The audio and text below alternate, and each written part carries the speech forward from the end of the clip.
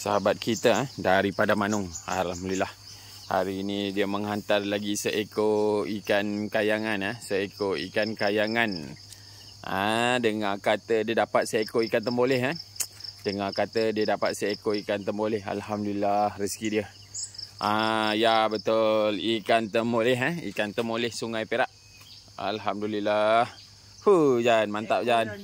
Ekor dia hancur. Kena kokok. Kena kokok. Ekor dah lebuh. Ini gigit dia pun tak apa ekor ada ni. Okey, try timbang dulu. Nak buang air habis dulu. Letak air bawah ni tak apa. Tak apa. Mati pun tak apa. Hidup pun tak apa. Tak kisah. Ekor lebuh. Ini lebuh ni dah tak boleh buat apa lah. Sayang lah. Ini dah tak boleh buat pula dah. Okey, 6 kilo 550 Ini kalau ada ekor ni mau untuk 8 kilo.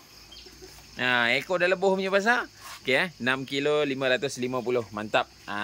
Mantap Pak Bu, mantap Pak Bu. Okey, rezeki dia. Okey, mantap. Lama. Ni sangkut. Okey. Okey, mantap mantap Jan. Mantap. Okey.